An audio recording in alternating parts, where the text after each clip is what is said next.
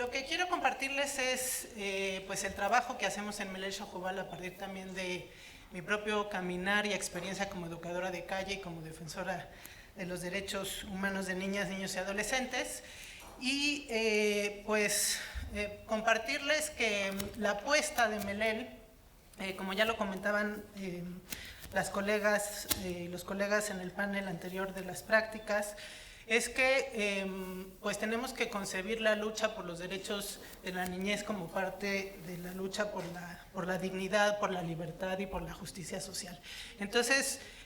frente a ello, desde Melel consideramos que las niñas, niños y adolescentes tienen que ser protagonistas de estos procesos, que son actores, son sujetos sociales, históricos, de cambio, con capacidad de transformación, y que todo lo que hacemos lo tenemos que hacer con ellas y con ellos.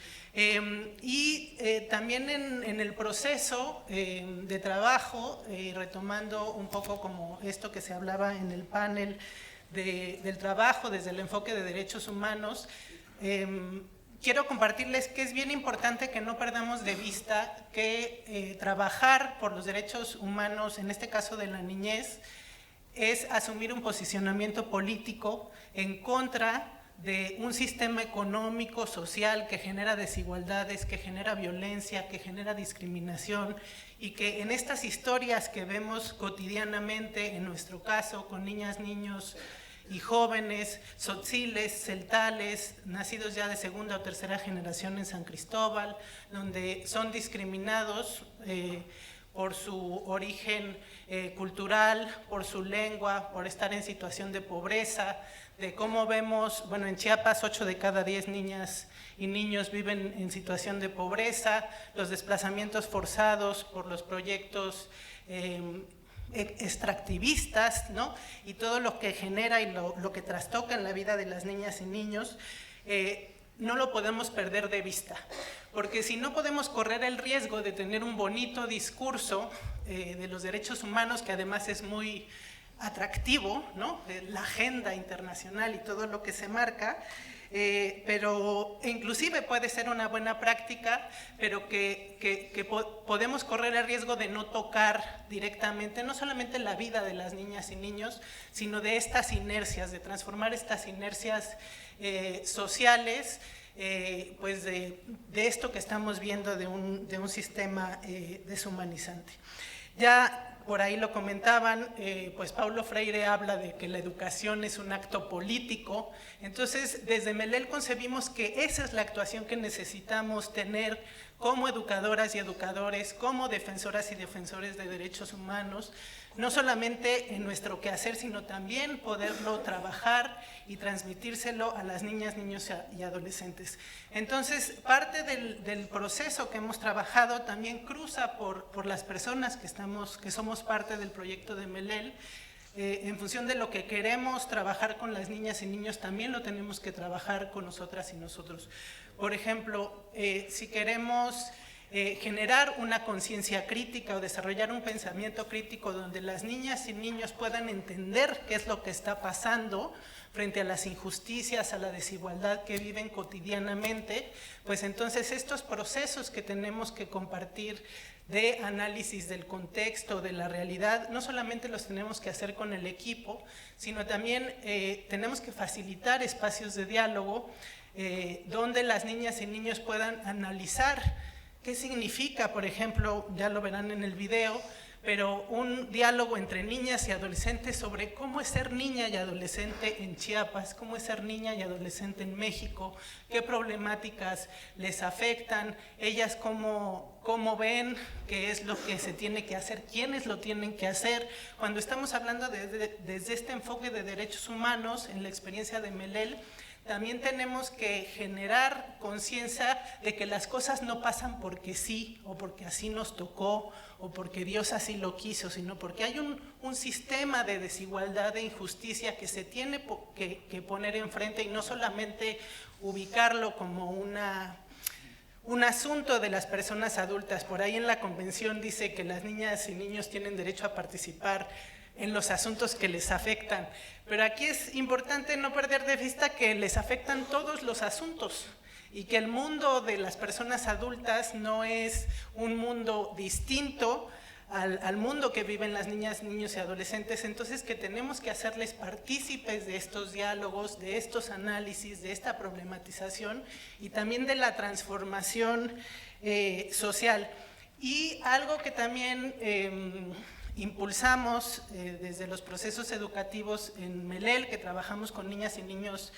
pequeños, hijas de hijos, de madres jefas de familia, en su mayoría, con niñas y niños indígenas trabajadores en los mercados, en el centro de la ciudad también, y con jóvenes, hombres y mujeres en telesecundarias, justo es pensar que la defensa de los derechos no tiene que ser solamente para fines individuales. O sea, no es que si yo ya tengo entendido y apropiado mis derechos, entonces solo yo pues puedo acceder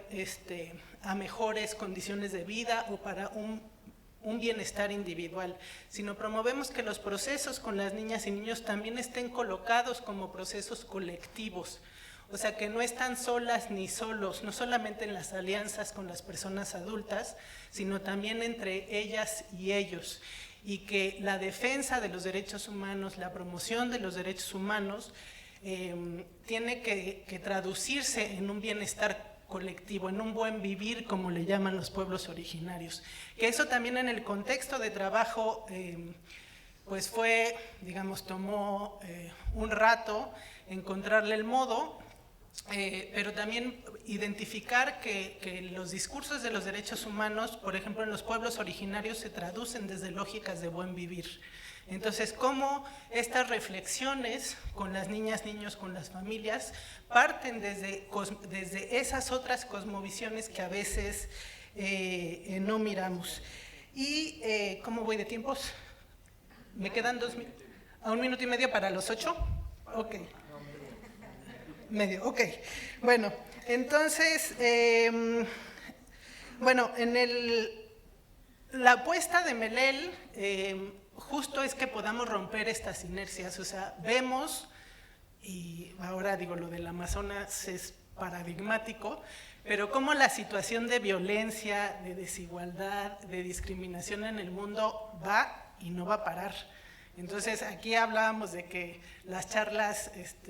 nos decían, tienen que ser motivadoras y esperanzadoras. Yo creo que la esperanza está en el proceso, ¿no? de resistir y de crear otras apuestas y otros mundos posibles, pero no, creo que no, la realidad nos arroja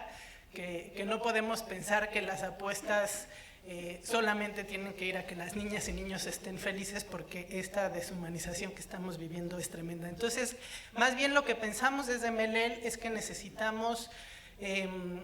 generar o facilitar procesos que les den herramientas a estas niñas, niños y adolescentes para entender qué es lo que pasa. O sea, es una confusión total de no saber por qué te tratan mal, por qué te discriminan, por qué no puedes ir a la escuela, por qué te desplazaron de tu comunidad, por qué mataron a tu hermana en la colonia. Entonces necesitamos facilitar información a las niñas, niños y adolescentes. También necesitamos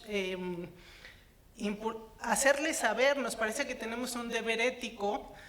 con las niñas y niños de hacerles saber que no están solas y solos. O sea, estas lógicas de indefensión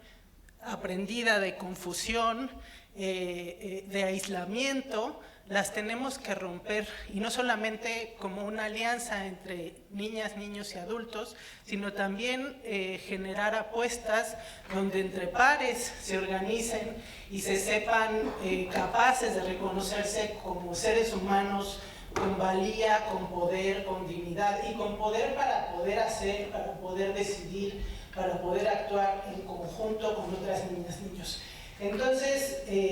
con esto, más bien quiero presentarles un video de la escuela feminista de Melel Xocobal,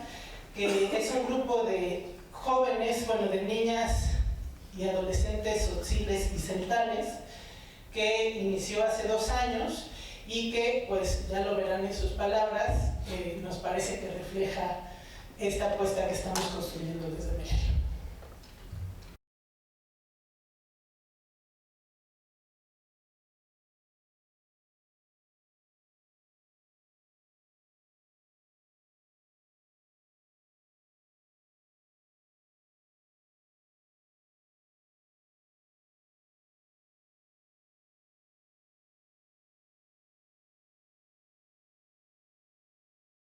Hoy en día ser niña y adolescente en México es duro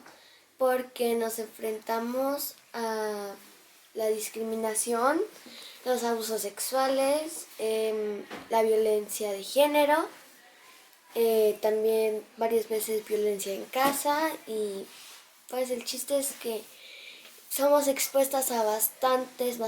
situaciones de riesgo por dos motivos que personalmente pensamos que no está bien que sea así, que es que seamos niñas y que seamos mujeres. Y juntas somos...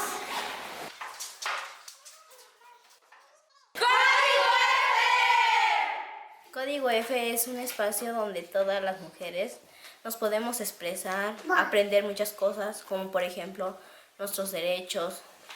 Aquí realmente todas te escuchan, no hay opiniones malas, todas son buenas, nos escuchamos una de las otras. En sus iniciales, F significa feminismo, que da a conocer a un grupo de mujeres que lucha por sus derechos. Código F es un espacio donde nosotras podemos sentirnos bien, sentirnos cómodas. Es una escuela en donde nos forman y nos enseñan a respetarnos, a valorarnos, a querernos y